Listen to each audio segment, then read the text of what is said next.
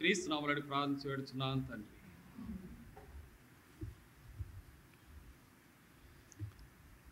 దేవునిని మహిమపరిచేటువంటి ప్రశస్తమైనటువంటి సమయం దేవుడు మనకు అనుగ్రహించినందుకు ప్రభుకు వందనస్తులమై ఉంటున్నాం. ఆయనను మహిమపరచున్నట్లు ఆయన మన జీవితంలో ఏమై ఉన్నాడో, ఏమి చేయుచున్నాడో వేటిని మనకు అనుగ్రహించడం ద్వారా మన జీవితాలను సంతోషపరిచేవాడుగా, ఆశీర్వాదకరమైనటువంటి అనుభవాన్ని తీసుకుని వచ్చేవాడుగా ఉంటున్నాడో ఎరిగే కొలది మన హృదయాల్లో దేవునిని గురించినటువంటి కృతజ్ఞత అనేటువంటిది నింపబడేటువంటిదిగా ఉంటుంది. తద్వారానే మనము దేవునిని ఘనపరచబద్ధులమై ఉంటున్నాం. ఇక్కడ కీర్తనకారుడైనటువంటి దావీదు ఈ సృష్టి అందుండేటువంటి సమస్తము దేవుని మహింపరుస్తున్నాయి అనేటువంటి విషయాన్ని మొదటి వచనంలో జ్ఞాపం చేస్తున్నాడు. ఆకాశములు దేవుని మహిమను వివరించున్నవి, అంతరిక్షము ఆయన చేతి పనిని ప్రచురపరుచున్నది. కనుక ఈ సృష్టి యావత్తు దేవునిని ఆరాధిస్తుంటుండగా సృష్టిలో శ్రేష్ఠులైనటువంటి వారం, సృష్టిలో దేవుని యొక్క స్వారూప్యము పోలిక కలిగినటువంటి వారము, మరొకంగా చెప్పాల్సి వస్తే సృష్టిపై అధికారం కలిగినటువంటి వారం. కీర్తన గ్రంథం 8వ అధ్యాయంలో చూస్తే దేవుడు సృష్టి యావత్తును మానవుని యొక్క పాదాల క్రింద ఉంచినాడు అని వ్రాయబడుతూ వచ్చింది. చూద్దాం వచనాన్ని.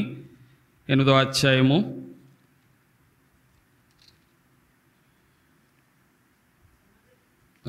5వ వచనం నుండి చూద్దాం.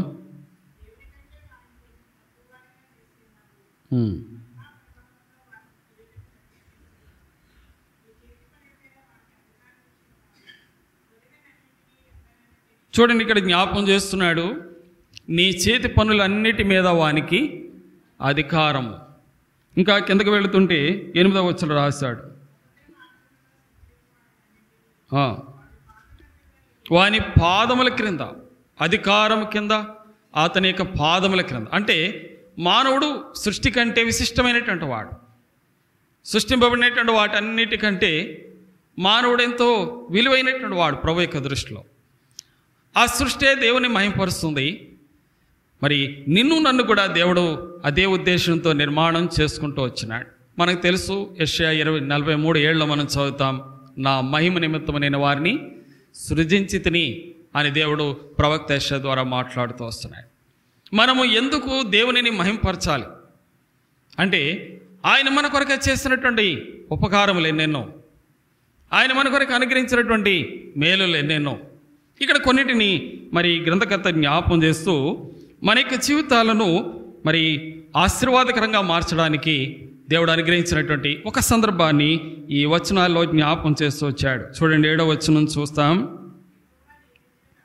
యెహోవా నియమించిన ధర్మశాస్త్రము అది యథార్థమైనది. ఆ ధర్మశాస్త్రము మనకెట్టి మేలు చేస్తుంది, మన ప్రాణములను తెప్పరెల్లా చేయగలిగినటువంటిది. దేవుని యొక్క ధర్మశాస్త్రం, మోషే ద్వారా దేవుడు అనుగ్రహించినటువంటి దేవుని యొక్క లేఖనాలు మన యొక్క జీవితానికి ఆదరణనిచ్చేటువంటివి. మన జీవితాలను దేవుని ఎదుట మనలను నిలబెట్టగలిగినటువంటి స్థితిని మనలో కలుగచేయగలిగినటువంటివి. ఇంకా కిందకు రాస్తూ అంటాడు, యెహోవా శాసనము నమ్మదగినది, అది బుద్ధిహీనులకు జ్ఞానాన్ని పుట్టించేది. మరి మానవులైనటువంటి మనమందరి యొక్క స్థితి అది. మానవులైనటువంటి మనమందరము దేవుని యొక్క బుద్ధిని, దేవుని యొక్క జ్ఞానాన్ని ఎరిగినటువంటి వారం కామొకప్పుడు. కానీ దేవుని యొక్క వాక్యం ఏం చేస్తుందంటే, దేవుని ధర్మశాస్త్రం ఏం చేస్తుందంటే మనల్ని బుద్ధిమంతులుగా మారుస్తుంది. దేవుని వాక్యం మనల్ని ఏం చేస్తుందంటే మనల్ని ఆదరణకరమైనటువంటి అనుభవానికి, మన ప్రాణమును తెప్పరిల్లేటువంటి స్థితిలోనికి అది తీసుకుని వచ్చేటువంటిదిగా ఉంటుంది. ఇంకా ఏం చెప్తున్నాడు చూడండి, 8వ వచనంలో, యెహోవా ఉపదేశములు నిర్దోషమైనవి, అవి మన హృదయాన్ని ఏం చేస్తున్నాయి. దేవుని వాక్యాన్ని గురించి ఈ మాటలన్నీ కూడా ఒకే సందర్భాన్ని ఉద్దేశించి రాస్తుంటున్నాడు దావీదు. కనుక అది హృదయాన్ని సంతోషపెడుతుంది. ఇంకా ఏం చేస్తుంది, అది మన జీవితాలకు కన్నులకు వెలిగిచ్చేదిగా ఉంటుంది. ఇంకా కిందకు వెళితే అది మనల్ని పవిత్రతలోనే తీసుకుని వస్తుంది. అది మనలను నిత్యము నిలిపించుతుంది. అవి కేవలము న్యాయమైనటువంటివి అని చెబుతూ అవి ఎంత విలువైనవో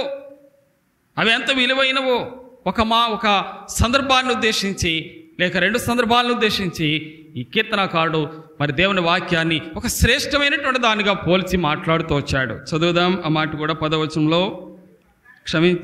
బంగారు కంటెను విస్తారమైన మేలిమి బంగారము కంటెను కోరదగినది తేనె కంటెను జుంటి తేనె ధార కంటెను అది మధురమైంది. దేవునికి వాక్యం ఎంత ప్రశస్తమైందో, దేవుని వాక్యము ఎంత మరి బలమిచ్చేటువంటిదో, దేవుని వాక్యం మనల్ని మరి పవిత్రపరిచేటువంటిది, దేవుని వాక్యం మనల్ని తెప్పరలు చేసేటువంటిది, దేవుని వాక్యం మనకు జ్ఞానం పుట్టించేది, దేవుని వాక్యం మనను హృదయాన్ని సంతోషపెట్టేది, దేవుని వాక్యం మన కనులకు వెలిగిచ్చేది, దేవుని వాక్యం మనకు న్యాయముగా బ్రతికేటట్టు చేసేది. ఇన్ని సందర్భాలు విశ్లేషించి మాట్లాడుతూ ఆ వాక్యము ఎంత విలువైందంటే వెండి బంగారాల కంటే, మరి వాటి యొక్క మరి విస్తారమైనటువంటి మేలిమి బంగారము కంటే అది కోరుకొనదగినటువంటిది. లోకంలో అలాంటి అవకాశాలు అనేకులకు లేవు. కానీ దేవుడు దానిని నీ చేతిలో, నీ ఆధీనంలో, నీ సమీపంలో దానిని ఉంచినాడు. కనుక ఈనాడు ఆయన స్తుతించడానికి ఈనాడు దేవుని వాక్యము నీకెంతో సమీపంగా ఉంది. దేవుని వాక్యము మనకు ఎంతో మరి బలమునిచ్చేదిగా ఉంది. జీవితంలో వెళుతున్నప్పుడు మనకు కలిగేటువంటి యాత్రలో అనేకమైనటువంటి పరిస్థితుల్లో మన జీవితాన్ని తెప్పరలు చేసేటువంటిదిగా ఉంటుంది. అంతేకాదు దేవుని వాక్యం అనేటువంటిది మన జీవితానికి ఎంతో శక్తినిచ్చేటువంటిదిగా కనబడుతుంది.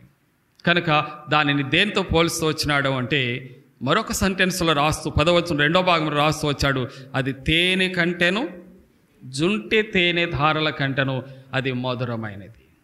దేవుని యొక్క వాక్యము మన జీవితాన్ని మధురమైనటువంటి స్థితిలోనికి మారుస్తూ వచ్చింది. దేవుని వాక్యం అంటే ఎవరు? యోహాను 1:1 ఏం చెప్తుంది? ఆదియందు వాక్యం ఉండెను, వాక్యము దేవుని యొద్ద ఉండెను, వాక్యమే దేవుడై ఉండెను, ఆ వాక్యమే శరీరధారి అయి కృపాసత్య సంపూర్ణుడుగా మన మధ్యలో నివసించాడు అని చదువుతాం. కనుక ఆ జుంటి తేనె ధారవలే మరి లేక జుంటి తేనె వలె మనకు ఎంతో మధురమైనటువంటి స్థితిని కలుగు చేసేదిగా ఉంటుంది. ఒకవేళ జుంటి తేనెను గురించి మనకు తెలిసి ఉండాలి కొంత. ఈ మధ్యలోనే నేను ఒక చిన్న వీడియో చూసిన జుంటి తేనె గురించి. తేనెలు చాలా రకాలు ఉంటాయి. మరి పట్టు తేనెనో పుట్ట తేనెనో ఇవేవో ఉంటాయి. అందులో ఈ జుంటి తేనె అనేటువంటిది ఎక్కడ పెడుతుంది అంటే మరి మట్టి దెబ్బలలో పెడుతుంది. బయటకు కనబడదు. జుట్టు తేనె బయట కనబడదు. కానీ దాన్ని కనుగొనే వారు ఏం చేస్తారంటే అవి వెళ్ళేటువంటి రంధ్రాలు ఉంటాయి. చిన్న చిన్న ఈగలు ఉంటాయి, పెద్ద ఈగలు ఉండవు. వాటికి చిన్న ఈగలు ఉంటాయి. ఆ రంధ్రాల్లోనికి వెళ్ళేటప్పుడు వాటి వెళ్ళేటువంటి ద్వారాలు చిన్న నల్లటి మరకల కింద ఉంటాయి. దానిని గుర్తించి దానిని పొడిచి మట్టిని తొలగించి మధ్య భాగంలో ఉండేటువంటి ఆ తేనెని తీస్తారు. బైబిల్లో జుంటే తేనె అనేటువంటిది చాలా ప్రశస్తమైనటువంటిదిగా బైబిల్ చూపిస్తుంది. కనుక దానిని పోల్చి దావీదు ఇక్కడ రాస్తూ అంటాడు, అది జుంటే తేనె ధార కంటే మధురమైంది. దేవుడు నీకు ఇచ్చినటువంటి నాకు ఇచ్చినటువంటి ఈ శ్రేష్టమైనటువంటి వాక్యం కూడా ఎలాంటిది అంటే మన పోషణార్థమైంది. ఈనాడు అనేకులకు దేవునికి వాక్యం లేదు. అనేకులకు దేవుని వాక్యాన్ని అనుభవించేటువంటి వారుగా లేరు. దేవుని వాక్యం గురించినటువంటి సంగతిలోకి వెళ్ళి వాళ్ళకి చెప్పినా దాన్ని రుచించేటువంటి అనుభవం వారికి లేదు. కానీ దేవుడు క్రీస్తు యేసునందు ఆయన ఉన్నతమైనటువంటి రక్తము చేత కడబడి మోచించబడినటువంటి దేవుని బిడ్డలైనటువంటి మనకు దావీదు వలె మనకు కూడా దేవుడు ఎటువంటి ఆధిక్యత ఇచ్చాడు అంటే ఆయన వాక్యమైనటువంటి తేనెను, ఆయన వాక్యమైనటువంటి ఆహారాన్ని మనం భుజించినటువంటి వారమై శక్తివంతులుగా ఉండడానికి ఆయన కృపగల హస్తం మనతో ఉంచాడు. చూడండి 119వ కీర్తనలో దావీదు చెప్పుకుంటూ వచ్చాడు. 119వ కీర్తన 3వ వచనం, 103వ వచనం, క్షమించండి, 119, 103. కనుక భక్తుడైనటువంటి దావీదు చెప్పుకుంటూ ఉన్నాడు, నీ వాక్యము నా నాలుకకు, జిహ్వాకు ఎలాగుందట, ఎంతో మధురం. దేవుని శ్రేష్టమైనటువంటి ఆ వాక్యాన్ని దేవుడు మనకి ఇచ్చినాడు. ఎందుకంటే ఆ వాక్యం ఎలాంటిది, రుచి కలిగినటువంటిది, ఇంపైనటువంటిది, లేకపోతే ఆ మధురమైనటువంటిది. తేనె తిన్న వాళ్ళకి తెలుస్తుంది. తేనె తిన్నవాళ్ళు దానిని గురించి ఎంతో ఆనందిస్తారు. తేనె తిన్నటువంటి అనుభవం చాలా రుచికరమైనటువంటి మధురమైనటువంటి రుచిని దేహానికి లేకపోతే నాలుకకు మనం చూస్తూ ఉంటాం. అలాగే దేవుడు తన శ్రేష్టమైనటువంటి వాక్యాన్ని మనకి ఇచ్చాడు. ఆ వాక్యం ఎలాంటిదంటే అది మధురమైనటువంటి దేవుని వాక్యం. దానిని మరి ఎవరైతే స్వీకరిస్తారో వారు దానిని బట్టి బలం పొందారు, తృప్తిని పొందుతూ వచ్చారు. చూడండి, ఇర్మియా గ్రంథము 15వ అధ్యాయం 16వ వచనంలో భక్తుడైనటువంటి ఇర్మియాకు దేవుడు తన వాక్యాన్ని ఇస్తూ వచ్చాడు. దానిని మరి ఇర్మియా భుజించినప్పుడు తాను ఎలాగూ ప్రతిస్పందన కనపరుస్తున్నాడో చూస్తాం. చూడండి, ఇర్మియా గ్రంథము 15వ అధ్యాయం 16వ వచనం. నీ మాటలు నాకు దొరకగా నేను వాటిని ఏం చేసినాను?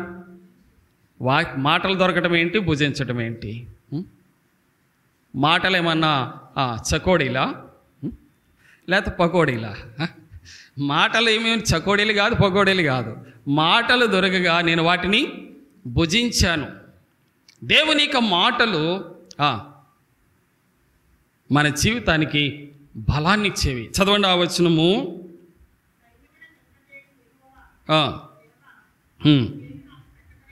నీ పేరు నాకు పెట్టబడిన కనుక నీ మాటలు నాకు సంతోషమును నా హృదయమునకు ఆనందమును కలుగచేయుచున్నవి. కనుక యేసు యొక్క మాట, యేసు యొక్క శబ్దము దేవుని యొక్క స్వరము మానవులైనటువంటి మనకేం చేస్తుందంటే అది ఆనందాన్ని ఇస్తుంది.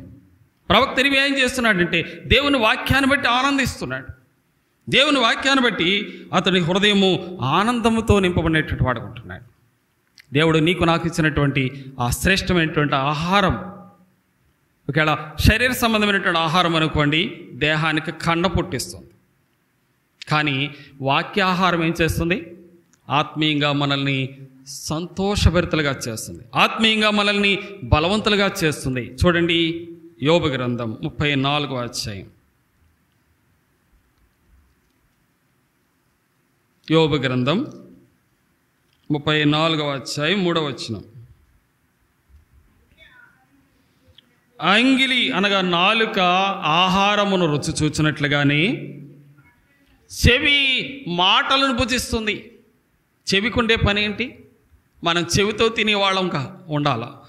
చాలామంది నోటితో తింటాం. నోటితో తింటే ఏమొస్తుంది? కండ వస్తుంది, శక్తి వస్తుంది, బలం వస్తుంది దేహానికి. కానీ విశ్వాసి దేంతో తింటాడు? దేంతో తినాలి? చెవితో తినాలి. ఇది ఎక్కడ గొడవ అంటే చెవిలో ముద్దలు పెడతామా? కాదు, వాక్యం పెడతాం. దేవుని మాటలు మనల్ని ఏం చేస్తున్నాయి? ఇర్మియా భక్తుడు అదే అంటున్నాడు, ఆయన మాటలను నాకు దొరకగా నేను వాటిని భుజించాను, కనుక నాకు సంతోషం కలిగింది, నా హృదయానికి ఆనందం కలిగింది. ఆ వాక్యం నాకు ఎలాంటిదిగా ఉందంటే జుంటె తేనె ధారగా ఉంది. దేవుడు మనకిచ్చినటువంటి ఆ శ్రేష్టమైనటువంటి వాక్యము మన జీవితాలను తృప్తి కలిగించేటువంటి గొప్ప వాక్యంగా ఉంటుంది. ఇంకా చూస్తాం, యెహెజ్కేలు గ్రంథం 3వ అధ్యాయం 3వ వచనం కూడా చూడండి. యెహెజ్కేలు 3:3.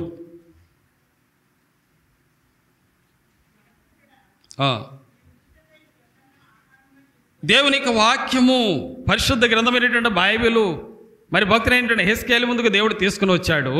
దానిని ఏం చేయమంటున్నాడు? ఆహారముగా తీసుకో, భుజించు. ఆకలిగొన్నటువంటి వాడు ఎలాగుంటాడు? నీరసంగా ఉంటాడు. ఆహారం కడుపు నిండినటువంటి వాడు ఎలాగుంటాడు? శక్తివంతుడిగా ఉంటాడు, బలవంతుడిగా ఉంటాడు, సంతోషంగా ఉంటాడు. కనుక మనము దేవుడు మనల్ని సంతోషపెట్టడానికి ఇచ్చినటువంటి ఆహారము, దేవుడు మనల్ని ఆయన మహిమార్థమై ఆయన కనపరచడానికి మనకి ఇచ్చినటువంటి శ్రేష్టమైనటువంటి పానీయము ఏది అంటే దేవుని వాక్యం. దేవుని శ్రేష్టమైనటువంటి వాక్యము మనల్ని తృప్తి కలిగినటువంటి వానిగా చేస్తుంది. చదవండి, యెహెజ్కేలు గ్రంథం 3:3 చదువుతున్నాం.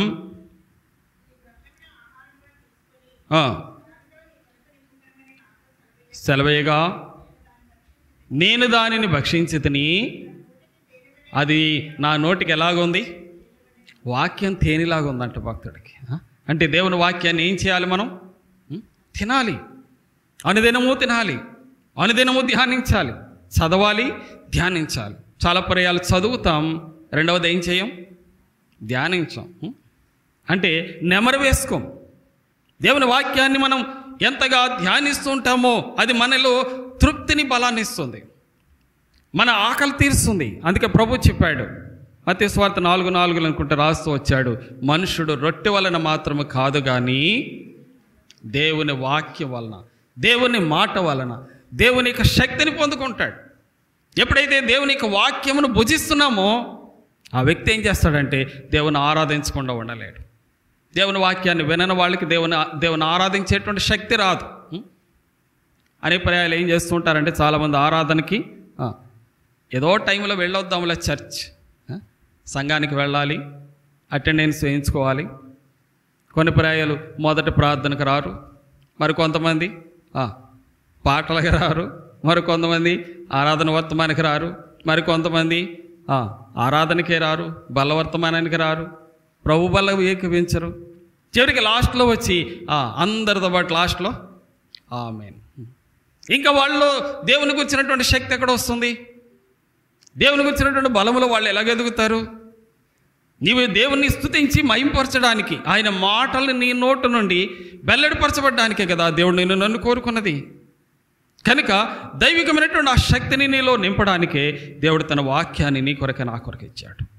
ఇది ఎవరు భుజిస్తారో, ఎవరు రుచిస్తారో, ఎవరు అనుభవిస్తారో వారు యాత్రా జీవితము ఎంతో బలమైనటువంటిదిగా ఉంటుంది.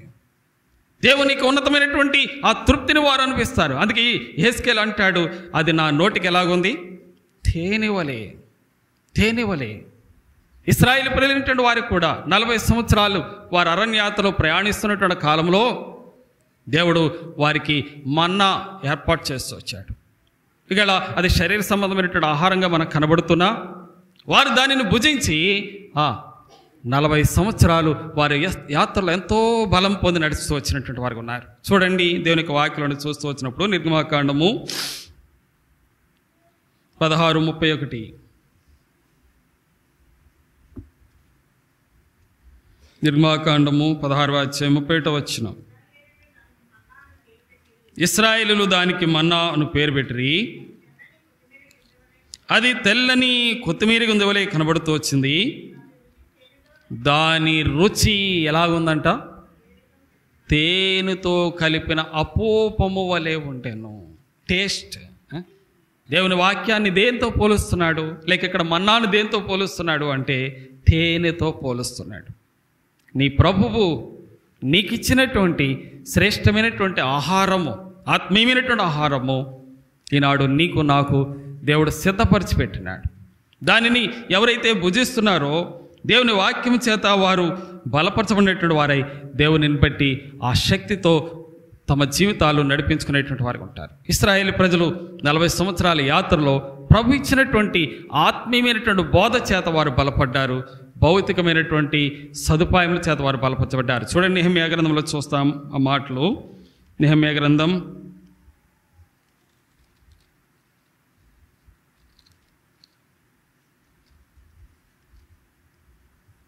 9వ అధ్యాయము 20వ వచనం నుండి చదవండి. వారికి బోధించుటకు నీ ఉపకారాత్మను దయచేసితివి, నీవిచ్చిన మన్నాను ఇయ్యక మానలేదు, వారి దాహమునకు ఉదకం ఇచ్చితివి. నిజముగా అరణ్యములో ఏమీ తక్కువ కాకుండా 40 సంవత్సరములు వారిని పోషించితివి. వారి వస్త్రములు పాతకెళ్ళిపోలేదు, వారి కాళ్ళు శక్తితో నింపబడినటువంటి వారు. ఆత్మీయంగాను ఉపకారాత్మనిచ్చి వారికి బోధిస్తూ వచ్చాడు, శారీరకంగాను వారికి కావలసినటువంటి ఈవులనిచ్చి వారిని బలపరుస్తూ నడిపిస్తూ వచ్చాడు. ఆనాడు ఉన్న దేవుడు ఈనాడు క్రీస్తు యేసునందు మనము కూడా ఆయనకు ఉన్నతమైనటువంటి ఉపదేశములో పోషింపబడడానికి ఆయన ఉపదేశాన్ని మన కొరకు కూడా ఉంచాడు. ఆ తేనె వంటి మాధుర్యమైనటువంటి ఆ శ్రేష్టమైనటువంటి వాక్యాన్ని ఎవరైతే మరి స్వీకరించేవారుగా లేక అనుసరించేవారుగా ఉంటారో వారి జీవితాలు దేవునిని బట్టి వర్ధిల్లేవుగా ఉంటాయి. చూడండి యెషయా గ్రంథం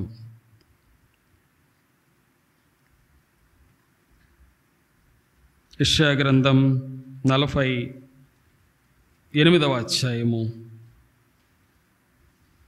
17-18 వచనాలు.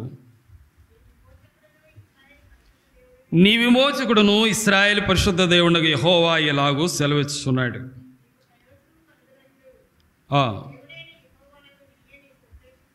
చేదును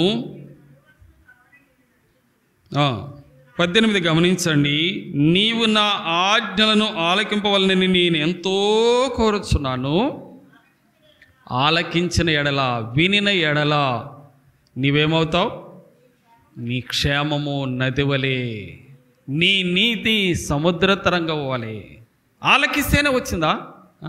అవును, దేవునికి ఉపదేశం అంత బలమైంది, దేవునికి ఉపదేశం అంత శక్తివంతమైంది, దేవునికి ఉపదేశం అంత శ్రేయస్కరమైంది. అందుకే నా మాట వినిన ఎడల మీరు బ్రతుకుదురు అంటుంది దేవునికి వాక్యం. చూడండి యెషయా గ్రంథం 50వ అధ్యాయం, 55వ అధ్యాయం 3వ వచనం. చెవియొగ్గి నా ఎద్దుకు రండి, వీరు వినిన ఎడల, దేవునికి ఉపదేశం వినిన ఎడల నువ్వేమవుతావు? బ్రతుకుతావు. ఎంతవరకు బ్రతుకుతావు? లోకంలో మనుషుడు ఒకవేళ ఇశ్రాయేల్ ప్రజలు మన్నా తింటే కొంతకాలం బ్రతికుండవచ్చు. కానీ నిత్య జీవార్థమైనటువంటి ఆయన ఉపదేశం కనుక నువ్వు పూజిస్తే, తేనె వంటి అపూపం వంటి మధురమైనటువంటి దేవుని యొక్క మాటలు నువ్వు పూజిస్తే, జుంటె దేని ధారల కంటే మధురమైనటువంటి దేవుని వాక్యాన్ని నువ్వు పూజిస్తే, శాశ్వత కాలము, యుగ యుగాలు ఆ దేవుని యొక్క పరిశుద్ధమైనటువంటి సన్నిధిలో నీవు సజీవుడిగా ఉంటావు. అందుకే యోహాను సువార్త 6వ అధ్యాయంలో ప్రభు చెప్పాడు, నా మాటలు ఎలాంటివి? ఆత్మయు జీవమునై ఉన్నాయి అని చెప్పాడు. చూడండి యోహాను సువార్త 8వ అధ్యాయం.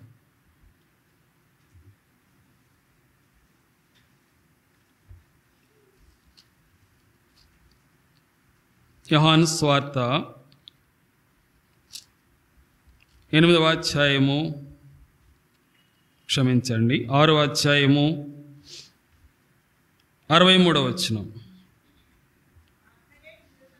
ఆత్మయే జీవింపు చేయుచున్నది, శరీరము కేవలము నిష్ప్రయోజనం.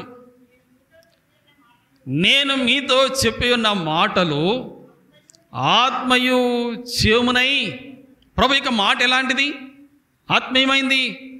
మానవులైనటువంటి మనలను జీవప్రాప్తులుగా, జీవసహితులుగా చేయలేనటువంటిది. నిత్య జీవం వరకు ఆయన వాక్యాన్ని మనం ఊరికనే ఇయ్యలే అనే ప్రాయాలు. దేవుని వాక్యం అంటే చాలామందికి లక్ష్యం ఉండదు, చదవరు. కొన్ని ప్రాయాలు బైబిల్ దేనికి వాడతారంటే దిండుల కోసం వాడతారు. జయరాజ్ అని చెప్తూ ఉంటాడు, బైబిల్ అంటే తల కింద దిండి కింద అంట, లేకపోతే దయ్యాలు రాకుండానంట. అంటే బైబిల్ ఏమైనా సెక్యూరిటీ గార్డా మనకి? నిత్య జీవం ఇచ్చేది, తృప్తినిచ్చేది, బలాన్ని ఇచ్చేది, దేవుని విశ్వాసాన్ని మనలో నింపేది. కనుకనే దానిని దేంతో పోలుస్తూ వచ్చాడంటే జుంటే తేనె ధార, మధురమైనటువంటిది. అలాంటి శ్రేష్టమైన వాక్యమును నీ జీవితంలో అనేక రకాలుగా అది నీకు సహాయపడుతుంది. నిన్ను తృప్తికరమైనటువంటి జీవిత అనుభవంలోనికి నడిపిస్తుంది. అసంతృప్తితో ఉండేటువంటి వారిని కూడా తృప్తికరమైనటువంటి జీవితంలోకి తీసుకుని వచ్చి ప్రభువానికి స్తోత్రం అని ఆయన మహింపరిచేటువంటి శక్తివంతులుగా చేస్తుంది. ఒక దినాన్ని అలసిపోయినాడంటే యోనాతాను, యుద్ధం చేసి చేసి చేసి యోనాతాను అలసిపోయాడు. అరణ్యములో మరి ఆ అడవిలోనికి వెళ్ళాడట. అక్కడ తేనె ప్రవాహంలాగా ఉందంట. వెళ్ళి ఆయన దగ్గర ఉండేటువంటి ఒక కర్ర తీసుకొని దానిలో ముంచి దాని నోట్లో పెట్టుకున్నాడంట. కళ్ళు ప్రకాశించినాయంట. యుద్ధములో వెళ్ళినటువంటి అతని అలసటను ఏం చేస్తూ వచ్చింది? శక్తితో నింపుతూ వచ్చింది, నూతన బలముతో నింపుతూ వచ్చింది. ప్రయాణమే వెళుతున్నాడు సంసోను. అక్కడ తేనె కనబడిందంట.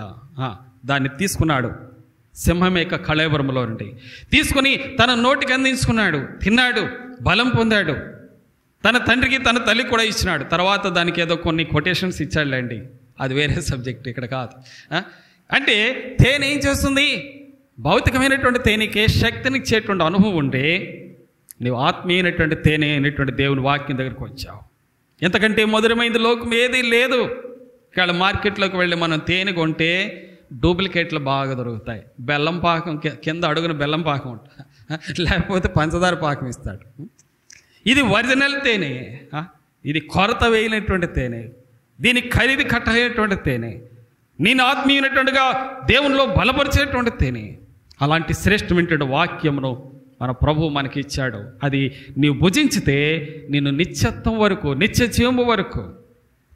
అందుకే యోహాను సువార్త 6వ అధ్యాయంలో చదువుతూ వచ్చినాం 63లో, నీ మాటలు ఆత్మయు జీవమునై ఉన్నాయి. ఇంకా పై వచనంలోకి దామరి భక్తుడైనటువంటి 68వ వచనంలో అనుకుంటా పేతురు అంటాడు, ప్రభా మేము ఎక్కడికి వెళదామో నీవే నిత్య జీవం మాటలు గలవాడు. ప్రభు యొక్క మాట నిత్య జీవం. ఆయన మాటలో ప్రభావం ఉంది, ఆయన మాటలో శక్తి ఉంది, ఆయన మాటలో జీవం ఉంది, ఆయన మాటలో ఆశీర్వాదం ఉంది, ఆయన మాటలో ప్రభావం ఉంది. సర్వమును లోపరచగలిగినటువంటి అధికారంతో కూడినటువంటి వాక్కు, ఆ ప్రభావం కలిగినటువంటి దేవుని నోటిలో ఉంది. ఆ మాటే యేసు. ఈనాడు ఆయన ఆరాధిస్తున్నావు. ప్రభా నీ వాక్యం నాకు ఇచ్చిన నీకు వందనాలు. ఏమీ చెప్పొద్దు, ఆయన ఆరాధించడానికి ఏం పెద్ద పెద్ద ప్రసంగాలు కూడా అవసరం లేదు. ప్రభా నీ వాక్యం ఇచ్చావు, నీ వాక్యంతో నన్ను పోషిస్తున్నావు, నీ వాక్యం చేత నన్ను ధైర్యపరుస్తున్నావు, నీ వాక్యం చేత నా యొక్క హృదయంలో కలవరం వచ్చినప్పుడు నాకు నిమ్మళత్వాన్ని ఇస్తున్నావు, నీ వాక్యం చదవగా నాకు నూతన కృపనిస్తున్నావు. కనుక ఎలాంటి శ్రేష్టమైనటువంటి వాక్యము. కొన్నిటిని ఇక్కడ 19వ కీర్తనలో దావీదు కొన్నిటిని ప్రస్తావించాడు. నా ప్రాణాన్ని తెప్పరిల్లుస్తుందన్నాడు, రెండవది జ్ఞానం పుట్టిస్తుందన్నాడు, సంతోషాన్ని ఇస్తుందన్నాడు, వెలుగునిస్తుందన్నాడు, పవిత్రతనిస్తుందన్నాడు, న్యాయముగా జీవించే సత్యమైన బ్రతుకు నాకు ఇస్తుందని చెప్పాడు. కానీ లేఖనాలన్నిటిని మనం కాదు చూడగలిగితే ఆ వాక్యము మనల్ని ఆత్మీయమైనటువంటి దృఢత్వంతో నింపేది.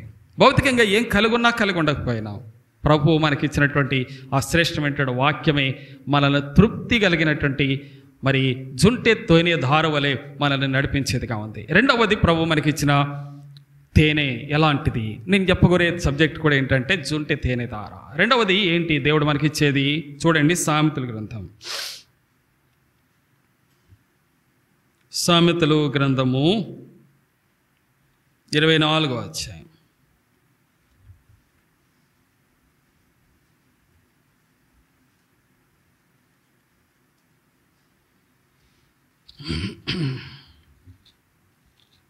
సామెతలు 24వ అధ్యాయం 13-14 వచనాలు. నా కుమారుడా తేనెను త్రాగము, అది రుచిగలదు కదా, తేనె పట్టును తినము, అది నీ నాలుగు తీపియే కదా. నీ ఆత్మకు జ్ఞానము అట్టిది అని తెలుసుకొనుము, అది నీకు దొరికిన ఎడలా నీకు ముందుకు మంచి గతి కలుగును, నీ ఆశ భంగము కానేరదు. దేవుడు మరొక తలంపుని ఇక్కడ ఇస్తుంటున్నాడు. మనము తేనె త్రాగినట్లుగానే దేవుని గూర్చినటువంటి ఆత్మ జ్ఞానమును పొందడానికి దేవుడు మనకు సదుపాయం ఏర్పాటు చేస్తున్నాడు. ఆత్మ జ్ఞానం మనకు కలిగేటటువంటి శ్రేష్టమైనటువంటి అవకాశాలు మనకి ఇచ్చాడు. ఆయన పరిశుద్ధ సంఘంలో చేర్చబడిన తర్వాత ఆయన ఆత్మ చేత మనము నడిపింపబడేటువంటి ప్రజలంగా చేపట్టాం. ఆయన ఆత్మ చేత మనము నిర్వర్తించబడేటువంటి ప్రజలుగా చేపట్టాం. అనేకులు దేవుని ఆత్మను మరి పొందుకునేటువంటి అనుభవాలు లేనటువంటి వారు ఉంటున్నారు. తమ యొక్క స్వకీయమైనటువంటి అనుభవాలతో నడిపించబడేటువంటి వారు ఉంటున్నారు. దానిని బట్టి వారు అసంతృప్తికరమైన జీవితం. దేవుని ఆత్మ కలిగినటువంటి వాడు ఏం చేస్తాడంటే మరి దేవుని ఆత్మ యొక్క నిర్వహణలోనికి వస్తాడు. ఆత్మయందు సంతోషించేటువంటి వాడుగా ఉంటాడు. ఆత్మచేత బలం పొందుకునేటువంటి వాడుగా ఉంటాడు. ఆహారం భుజించినప్పుడు ఎలాగో మనం కూడా దేవుని ఆత్మచేత మనం ఎప్పుడైతే నింపబడతామో క్రీస్తునందు బలవంతులుగా చేయబడతాం. చూడండి లూకా సువార్త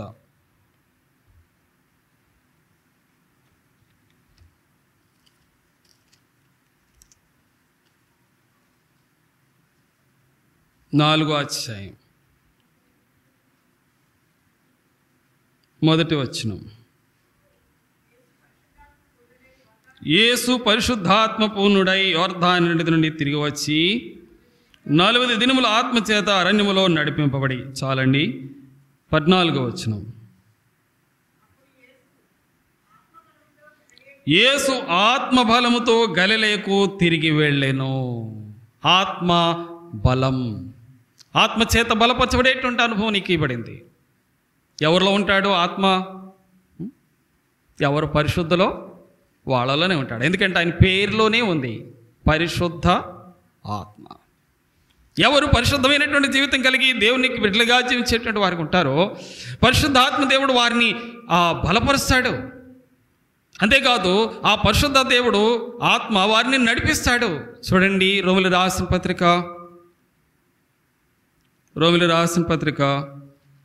8వ అధ్యాయం 14వ వచనం. దేవుని ఆత్మ చేత ఎందరూ నడిపింపబడుదురో వారందరూ ఎవరిని నడిపిస్తాడు? దేవుడు దేవుని ఆత్మ చేత నడిపబడేటువంటి అనుభవం. నిన్ను నన్ను నడిపించడానికి దేవుడు తన ఆత్మను ఇచ్చాడు. ఆ ఆత్మ జ్ఞానం మనం కలిగినటువంటి వారమై ఉంటే ఆత్మ మనల్ని ఏ రీతిగా నడిపిస్తాడు? దేవుని యొక్క అడుగు జాడలను అనుసరించి నడుచుకునేటట్లుగా నడిపిస్తాడు. శరీర సంబంధమైనటువంటి మార్గంలో ఆయన మనల్ని తీసుకుని వెళ్ళడు. ఆత్మీయమైనటువంటి అడుగు జాడల్లో మనం వెళుతాం. ఆత్మీయమైనటువంటి ఆ యొక్క లక్షణాల్లో మన యొక్క అడుగులు పడుతూ ఉంటాయి. వేసే ప్రతి అడుగులోనూ ఆత్మీయమైనటువంటి స్వభావం మనలోండి బయలుపరచబడుతుంది. దాన్ని ఒకవేళ మనం విస్తారంగా చెప్పవలసిన అవసరం లేదు. కానీ గలతీ పత్రికలో పౌలు రాస్తూ వచ్చాడు, ఆత్మఫలం గురించి మాట్లాడుతూ 5:22 రాస్తూ వచ్చాడు. ఒక మాట చదవండి, గలతీ పత్రిక 5:22. ఆత్మఫలము ఏమనగా,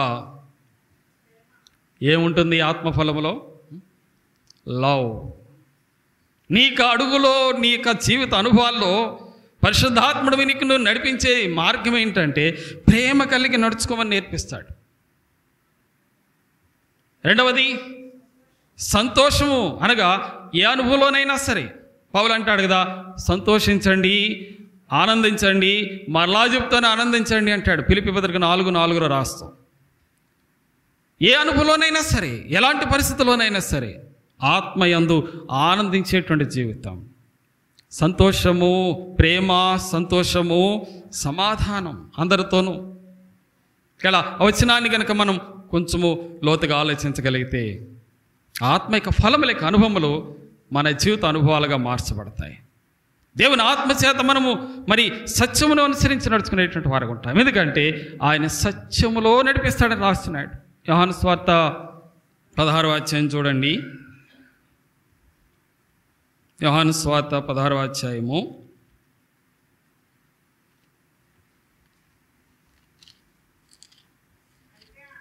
13వ వచనం. అయితే ఆయన అనగా సత్యస్వరూపైన ఆత్మ వచ్చినప్పుడు మిమ్మలను ఏ రీతిగా నడిపిస్తాడు? సత్య మార్గమే, అబద్ధ మార్గం కాదు, మోసక్తమైన మార్గం కాదు. పరిశుద్ధాత్మ యొక్క జ్ఞానం నీ జీవితంలో ఇట్టి గొప్ప కార్యం చేస్తుంది. కనుకనే దేవుడు నీకు ఇచ్చినటువంటి ఆ మధురమైనటువంటి అనుభవం ఏంటంటే, జుంటి తేనె దారి కంటే మధురమైనటువంటి శ్రేష్టమైన సదుపాయం ఏంటంటే ఆయన ఆత్మ నీకు ఇచ్చాడు. ఆయన ఆత్మ నిన్ను ఏం చేస్తున్నాడు? సర్వసత్యంలోనికి నడిపిస్తున్నాడు. ఆయన ప్రేమలో నడిపిస్తున్నాడు, ఆయన సంతోషంలో నడిపిస్తున్నాడు, ఆయన సమాధానంలో నడిపిస్తున్నాడు, ఆయన అందరి విశ్వాసంలో నడిపిస్తున్నాడు, ఆయన అందరి దీర్ఘశాంతంలో నడిపిస్తున్నాడు, ఆయన అందరి ఆశా నిగ్రహంలో నడిపిస్తున్నాడు, ఆయన అందరి నమ్మకత్వంలో నడిపిస్తున్నాడు. ఇంకా ఆ కొటేషన్ అంతా మనం చదువుకుంటే అట్టనుభవాల్లో నడిపిస్తున్నాడు. అంతేకాదు పరిశుద్ధాత్ముడు మనలో చేసే మరొక కొన్ని కార్యాలు ఏంటంటే మన బలహీనతలను కూడా చూపిస్తాడట.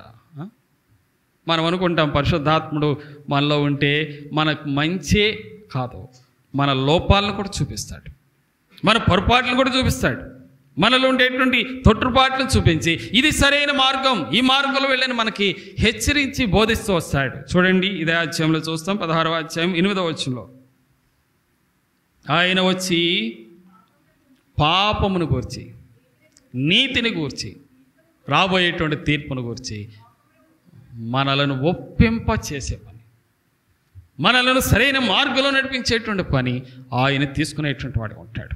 కనుక ఎవరు అనుభవాల్లో ఉంటారు? ఆత్మలు ఆనందించడం అంటే ఆత్మచేత నడిపించబడ్డాం. యేసుప్రభు వారిని గురించి మనం చదువుకున్నాం లోకాసువార్త 4వ అధ్యాయంలో. ఎక్కడ తీసుకెళ్ళాడు యేసుప్రభుని? మొదటి వచనంలో ఎక్కడ తీసుకెళ్ళాడు? మొదటి 2 వచనాలు మీరు చదివితే అరణ్యములో తీసుకెళ్ళాడు. అరణ్యంలో ఎందుకు? 40 దినాలు శ్రమల్లోకి తీసుకెళ్ళి అక్కడ వదిలేసి వచ్చాడు. ఆ తర్వాత డ్యూటీ ఎవరు వేసుకున్నారంటే సాతాను వేసుకున్నాడు. తర్వాత మీరు 13వ వచనం చూస్తే ఆ అపవాది వెళ్ళిపోయాడు. 14వ వచనంలోకి వచ్చాడు యేసుప్రభు, మరలా పరిశుద్ధాత్మతో నింపబడి నడిపించబడినాడు. అంటే మనలను అనేక విధమైనటువంటి సంపూర్ణ స్థితిలోనే తేవడానికి పరిశుద్ధాత్ముడు మనల్ని నడిపిస్తాడు. అయితే విశ్వాసం ఏం చేస్తాడంటే అన్ని అనుభవాల్లోనూ దేవునికి మహిమ కలిగించడానికి పరిశుద్ధాత్ముడి చేతికి తను అప్పగించుకుంటాడు. కొన్ని పర్యాయాలు బైబిల్లో మనం చూస్తూ ఉంటే కొంతమంది ఏంటంటే అప్పుడప్పుడు ఆత్మ వచ్చింది కొంతమంది. ఉదాహరణ బైబిల్లో చూస్తే సౌలు ఆత్మ చేత నింపబడినటువంటి వాడై ప్రవక్తలందరూ ప్రవచించుకుంటా వెళ్ళిపోతుంటే వాళ్ళ వెనకాల బయలుదేరాడంటే ఈయన కూడా ప్రవచన అయిపోయాడు. అందుకే సౌలుకి ఒక పేరు ఉంది, సౌలు కూడా ప్రవక్తలో ఒకడు అయి ఉన్నాడా అంటూ చెప్పారు. అంటే కొన్ని పర్యాయాలు ఏముంటుంది, తాత్కాలికమైనటువంటి అనుభవాలు ఉంటాయి కొంతమందిలో. అలా కాదు, నిత్యము ఆయన ఆత్మచేత ఎవరు నడిపించబడతారో వారిలో నిజమైనటువంటి తృప్తికరమైన జీవితం చూడగలుగుతూ వస్తారు. అంతేకాదు పరిశుద్ధాత్మ చేత మనం ఎప్పుడైతే నడిపించబడతామో భూ సంబంధమైన సంగతులు మాత్రమే కాదు, పర సంబంధమైన సంగతులను కూడా గ్రహించగలుగుతూ వస్తాం. చూడండి 3 కొరింథీ పత్రిక 2వ అధ్యాయం.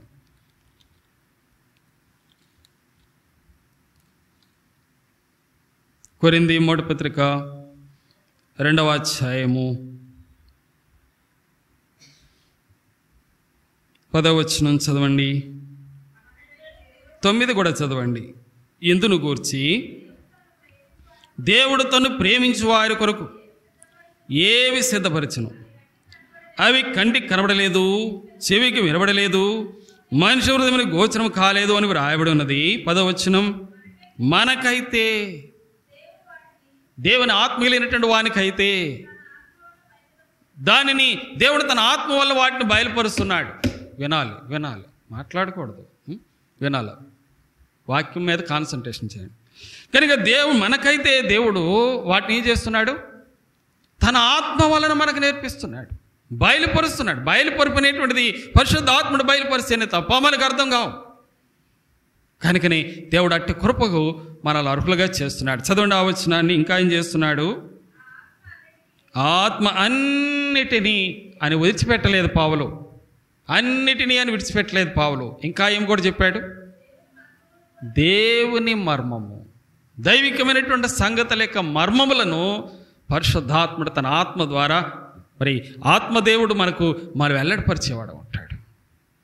ఇలాంటి గొప్ప అనుభవము ఎవరైతే ఆత్మీయ స్థితిలో ఉంటున్నారో వారికి ఆనందం ఉంటుంది. దినదినం దేవుని యొక్క వాక్యమును మనం చదివినప్పుడు ఎట్లాగా ఆనందిస్తామో పరిశుద్ధాత్మకు లోబడుతూ వచ్చే కొలది కూడా అట్టి విధమైనటువంటి సంతృప్తి, రుచికరమైనటువంటి అనుభవాన్ని చూస్తాం. ఎవరైతే ఆత్మచేత నడిపించబడేటువంటి వారు ఉంటారో వారు నిత్య సంతోషులుగా ఉంటారు. ఎందుకని? ఆ ఆత్మచేత తృప్తిని పొందుతూ ఉంటారు. పరిశుద్ధాత్ముడు వారికి గైడెన్స్ ఇస్తూ ఉంటాడు, ఎలా నడుచుకో, ఎలా వెళ్ళును, ఎలా ప్రవర్తించు నేర్పిస్తూ ఉంటాడు. అందుకే 15వ వచనం చూడండి, 3 కొరింథీ పత్రిక 2:15లో చూస్తే ఆత్మ సంబంధి అయిన వాడు అన్నిటినీ, ఆత్మ సంబంధమైనటువంటి అనుభవంలో నీకు కలిగే ఫలితం ఏంటంటే అన్నిటినీ వివేచిస్తావు. ఇది మంచా, ఇది చెడా, ఇది మేలా, ఇది లాభమా, ఇది ప్రయోజనకరమైందా కాదా, ఇది పరిశుద్ధత అపవిత్రమైందా, ఇది మేలైందా, ఇది కీడుకరమైందా, ఇది వెలుగా చీకట, ఇది నీత దుర్నీత, ఇది పాపమా పవిత్రత, ఇవనేటువంటి వివేచనలకు వస్తుంది. ఇక్కడ దానికి ఎవరో చెప్పక్కర్లే నీ గైడెన్స్. ఎందుకంటే నీ అంతరంగంలో ఉండేటువంటి ఆత్మ నిన్ను నడిపించే మార్గం ఎలాంటిదంటే జీవ మార్గం, సమాధానకరమైన మార్గంలో నువ్వు నడిపించబడతావు. అందుకే రోమపత్రిక 8వ అధ్యాయంలో పౌలు రాస్తూ అన్నాడు, మరి ఆత్మ కలిగినటువంటి వాళ్ళలో ఎలాంటి ఫలితం వస్తుందన్నాడు, ఆత్మ సంబంధి అయినటువంటి వానికి అనుభవంలో సమాధానము. చూడండి ఆ వచనం 8వ అధ్యాయంలో రాస్తాడు పౌలు,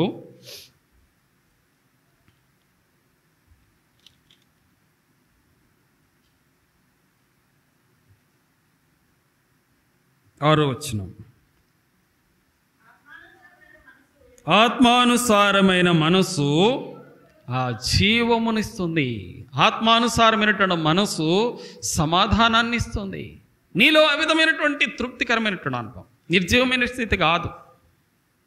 కనుకనే దేవునికి ఉన్నతమైనటువంటి అనుభవాన్ని భక్తులు అనుభవించారు. ఇంకా ఎంతోమంది భక్తుల యొక్క జీవితాల గురించి, ఈ అనుభవాన్ని గురించి మనం తలంచవచ్చు. కానీ ఆరాధన సమయం కనుక మనకు అవసరమైనటువంటి కొన్ని మాటలు ఈ సమయానికి మీకు జ్ఞాపకం చేస్తున్నాను. మనలను శ్రేష్టమైనటువంటి రుచికరమైనటువంటి అనుభవాలతో సమృద్ధి అయినటువంటి తన దీవులతో నింపుతున్నటువంటి మన ప్రభు మరి తన శ్రేష్టమైనటువంటి వాక్యాన్ని మనకిచ్చాడు.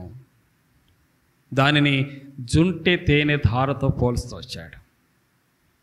దేవుడు తన ఆత్మజ్ఞానాన్ని గురించి మాట్లాడుతూ వచ్చాడు. తేనె వలె అది రుచికరమైంది అని సొలొమోను భక్తుడు 24వ అధ్యాయంలో మాట్లాడటం మనం చదువుతూ వస్తున్నాం. కనుక ఇలాంటి శ్రేష్టమైనటువంటి మాధుర్యమైనటువంటి దేవుని యొక్క వాక్యాన్ని బట్టి, అలాంటి మాధుర్యమైనటువంటి దేవుని యొక్క ఆత్మ సహాయాన్ని బట్టి మనం ప్రభువును స్తుతింపబద్దలమై ఉంటున్నాం. మరొక తలంపును చూచి మనం ఆరాధనలోనికి వెళ్ళడానికి ప్రయత్నిస్తూ వద్దాం. చూడండి, సామెతల గ్రంథంలోని మరొక మాట చదువుదాం.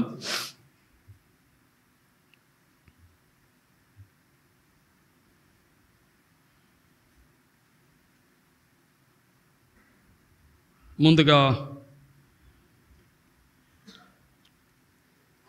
ఆదికాండము 43వ అధ్యాయంలోనికి రండి. ఆదికాండము 43వ అధ్యాయం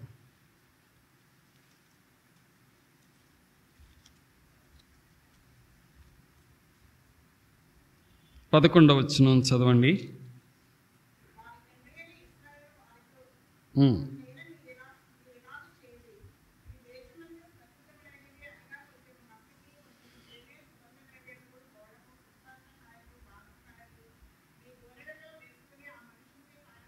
ఇక్కడ మనం గమనించేటువంటి విషయం, యోసేపు అతని సహోదరుల మధ్య జరిగినటువంటి సంగతి మనకు తెలుసు. 37వ అధ్యాయం నుండి ఆదికాండం చూస్తూ వచ్చినప్పుడు అతని సహోదరులకు అతనికి మధ్య ఉండేటువంటి ఎడబాటు. 39వ అధ్యాయంలో కుటుంబాన్ని విడిచి వెలపడి తోసివేయబడ్డాడు, అమ్మివేయబడ్డాడు, దాసుడైపోయాడు. ఐగుప్తు దేశంలో మరి బానిసగా జీవిస్తూ చెరలో జీవిస్తూ వచ్చినటువంటి కాలం మనకు తెలుసు. ఇంచుమించుగా మరి 17వ సంవత్సరంలో ఇంటి నుండి వెళ్ళగొట్టబడ్డాడు. 30వ సంవత్సరమున అధికారంలోనికి వచ్చాడు. తదుపరి 7 సంవత్సరాల తర్వాత మరి కరువు సంపూర్ణమైంది. ఆ తదుపరి 2 సంవత్సరాల తర్వాత ఇంచుమించుగా 39 సంవత్సరాల కాలంలో అతని సహోదరులు అతన్ని కలుసుకుంటూ వచ్చారు. ఈ సందర్భంలో మరి యోసేపు తండ్రి అయినటువంటి యాకోబు తన సహోదరులైనటువంటి వారిని, మిగతా 10 మందిని పిలిచి వారికి ఆహారం సమకూర్చుడు కొరకై వారిని పంపిస్తూ ఈ సందర్భాన్ని జ్ఞాపకం చేస్తూ వచ్చాడు. చదవండి 11వ వచనంలో, వారికి ఏమి ఆ యొక్క యజమాని దగ్గరకు లేక యోసేపు వద్దకు వారేం తీసుకుని వెళ్ళాలో వారికి జ్ఞాపకం చేస్తూ ఉంటున్నాడు. ఈ దేశమందు ప్రసిద్ధములైనవి కొంచెము మసకి, కొంచెము తేనె, సుగంధద్రవ్యములు, బోళము, పిస్తాచకాయలు, బాదమకాయలు మీ గోనెలలో వేసుకుని ఆ మనుషునికి కానుకగా తీసుకుని పోండి. ఇక్కడ మరొక తలంపు మనకు కనబడుతోంది. దేనిగా తీసుకుని వెళుతున్నారు వాళ్ళు? యోసేపుకు అతని సహోదరుల మధ్యలో ఉండేటువంటి వైరం, యోసేపుకు అతని సహోదరుల మధ్య ఉండేటువంటి ఎడబాటును తొలగించేటువంటి ఒక శ్రేష్టమైనటువంటి మంచి పని వారు చేస్తున్నారు. దానిని ఏంటంటే కానుక అని వాడుతున్నాడు పరిశుద్ధాత్ముడు. మరి అక్కడ తీసుకుని వెళ్ళినటువంటి ఆ కానుక ద్వారా అంతకుముందు ఉండేటువంటి ఆ వైరమును వారు తీసివేసుకునేటువంటి ఒక గొప్ప పని. ఇక్కడ దానికి వేరే వేరే పదార్థాలు తీసుకుని వెళ్ళబడిన ముఖ్యమైనది ఇక్కడ ఏంటంటే మన తలంపులో జ్ఞాపకం చేసుకుంటూ వచ్చినట్లు కానుకగా తేనె తీసుకుని వెళ్ళబడుతుంది. అది దేన్ని జ్ఞాపకం చేస్తుందంటే సమాధానకరమైనటువంటి సంగతులను జ్ఞాపకం చేస్తుంది. క్రీస్తు యేసునందు దేవునికి ఉన్నతమైనటువంటి ప్రేమను బట్టి మనందరము అసమాధానకారకులుగా ఉన్నాం, సమాధానము లేనటువంటి వారుగుంటూ వచ్చినాం. మునుపు మన యొక్క స్థితిని గురించి ఎఫెసీ పత్రిక 2వ అధ్యాయంలో అపోస్తలుడైన పౌలు రాస్తూ అంటాడు, మునుపు దూరస్థులముగా ఉన్నాం, మునుపు మరి వెలుపటి వారుగా ఉంటూ వచ్చినాం. మునుపు మన యొక్క స్థితిని గురించి రోమపత్రిక 5వ అధ్యాయంలో చూస్తే బలహీనులమని, భక్తిహీనులమని, పాపులమని, శత్రులమని జ్ఞాపకం చేస్తూ వచ్చాడు. గలతీ పత్రిక 3వ అధ్యాయంలో 14-15 వచనాలు చూస్తే మనము శాపగ్రస్తమైనటువంటి వారంగా ఉన్నామని జ్ఞాపకం చేస్తూ వచ్చాడు. అంతేకాదు మరి గలతీ పత్రికలో కూడా చూస్తే 3వ అధ్యాయం 4వ అధ్యాయాలు చూస్తే మనము దేవునికి మరి వెలపటగా ఉన్నటువంటి వారమని జ్ఞాపకం చేస్తూ వచ్చాడు. ఎఫెసీ పత్రిక 5వ అధ్యాయం 8వ వచనంలో చూస్తే మనం పూర్వమందు చీకటిగా ఉన్నటువంటి వారంగా ఉన్నామని జ్ఞాపకం చేస్తూ వచ్చాడు. అంతేకాదు అపోస్తల కార్యములు 16వ అధ్యాయంలో మనం చూస్తుంటే అజ్ఞానంలో ఉన్నటువంటి వారమని జ్ఞాపకం చేస్తూ వచ్చాడు. ఇవన్నీ కూడా ఏం చేస్తున్నాయంటే దేవునికి మనకు ఎడబాటు తీసుకొచ్చినాయి, అసమాధానం తీసుకొచ్చినాయి.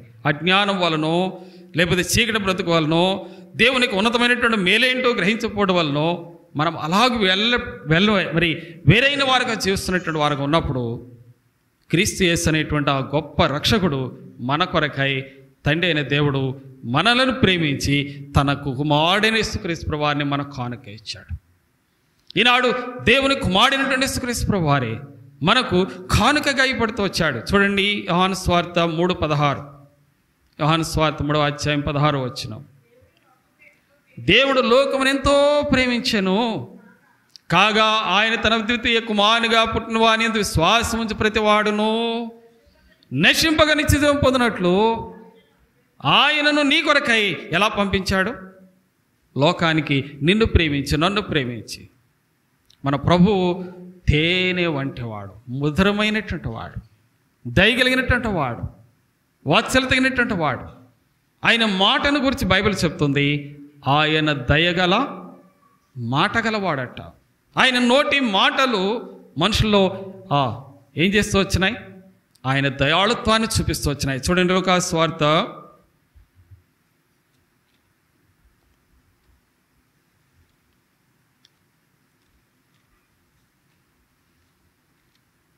4వ అధ్యాయము 22వ వచనం. 4:22 లూకా సువార్త. అప్పుడు అందరూ ఆయనను గురించి సాక్ష్యం ఇస్తూ ఆయన నోటి నుండి వచ్చిన దయగల మాటలకు ఆశ్చర్యపడి. ఆయన మాట ఎలాంటిది? ఆయన యొక్క మరి స్వభావం ఎలాంటిది? చూస్తూ వచ్చినప్పుడు దయాగుణం కలిగినటువంటి వాడు. ఆయన వాక్యమును చూచినాం, ఆయన ఆత్మను చూస్తున్నాం, ఈనాడు మన ప్రభువును చూస్తున్నాం. ఆయన మన కొరకే కానుకగా పడ్డాడు. మానవులైనటువంటి వారిని ఆయన దయ చూపిస్తూ వచ్చాడు. ఇక్కడ దేవుడుగా ఆయన దిగొచ్చినప్పుడు పాపులైనటువంటి మానవులైనటువంటి మనలందరికీ ఒకటే శిక్ష విధించవచ్చు. అందరూ శిక్షకు పాత్రలమే గనక, అందరూ పాపులమే గనక. కానీ ఆయన ఏం చేస్తూ వచ్చాడు? దయ చూపిస్తూ వచ్చాడు, తన దయాళుత్వాన్ని చూపిస్తూ వచ్చాడు. కనుకనే భక్తుడైనటువంటి దావీదు 73వ కీర్తనలో ఆసాపు రాస్తూ అంటాడు, చదవండి మొదటి వచనం, 73వ కీర్తన మొదటి వచనం. ఇశ్రాయేలు ఎడల రెండు సంగతులు రాబట్టాయి. మొదటిది ఇశ్రాయేలీయుల దయాళుడంట. రెండవది ఎవరు ప్రభువైన యేసుక్రీస్తునందు విశ్వాసం ఉంచినారు వారి హృదయం శుద్ధి చేయబడుతుంది, తద్వారా వారు దేవుని బిడ్డలుగా స్వీకరించబడుతూ వచ్చారు. అన్యజనులైనటువంటి మనలను కూడా దేవుడు ప్రేమించి తన దయాళుత్వాన్ని చూపించాడు. ఆయన జాలి కలిగినటువంటి మాటలు, దయగలిగినటువంటి ఆయన యొక్క గుణాలను మన విషయమే చూపిస్తూ వచ్చాడు. కోపించి ఆయన తీర్పు తీర్చలేదు, కానీ ఆయన మనల్ని రక్షించడానికి లోకంలోకి వచ్చాడు. ఎందుకు బహుమానముగా మనకి ఇవ్వబడ్డాడంటే రక్షకుడుగా మనకి ఇవ్వబడ్డాడు కనుక యోహాను సువార్త 3వ అధ్యాయంలో మరి నికోదేముతో దేవుడు మాట్లాడుతూ అంటాడు, యేసు ప్రభువారు మాట్లాడుతూ అంటాడు, నేను లోకమును రక్షించడానికే వచ్చాను కానీ లోకమును తీర్పు తీర్చడానికి రాలేదు. మన రక్షకుడైనటువంటి యేసుక్రీస్తు ప్రభువారు ఈనాడు మన జీవితంలో చాలినటువంటి వాడుకున్నాడు. ఆయన మనం ప్రభువుగా కలిగి ఉన్నాం. ఆయన కనికరమును అనిపిస్తున్నాం, ఆయన దయాళుత్వాన్ని అనిపిస్తున్నాం, ఆయన మంచితనాన్ని అనిపిస్తున్నాం, తిరిగి ఆయన ఉత్తమత్వాన్ని అనిపిస్తున్నాం. పేతురు కూడా అదే రాస్తూ వచ్చాడు. మొదటి పత్రిక 2వ అధ్యాయంలో చూస్తే ప్రభు దయాళుడని మీరు రుచి చూచి ఉన్నాడు. 34వ కీర్తన కూడా దావీదు అదే అంటాడు, 8వ వచనం అనుకుంటా, యెహోవా ఉత్తముడని రుచి చూచున్నాం. మనం టేస్ట్ చేస్తున్నాం, రుచి చూస్తున్నాం ఆయన మంచితనము, ఆయనలో ఉండేటువంటి దయాగుణము, ఆయనలో ఉండేటువంటి ప్రేమ గుణము, ఆయనలో ఉండేటువంటి క్షమించే గుణము, ఆయన మన కొరకే చేసినటువంటి సిలువలో చేసినటువంటి త్యాగసహితమైనటువంటి ఆ గొప్ప ప్రేమ ఈనాడు మనల్ని ఏం చేస్తుంది? దేవుని ఎదుట తృప్తికరమైనటువంటి అనుభవాలను తీసుకొస్తుంది. కనుక మనం ప్రభువును కనపరచబద్దలమై ఉంటున్నాం. మొదటిగా దేవుని వాక్యం మనలను తృప్తికరమైనటువంటి అనుభవాన్ని తెచ్చేది.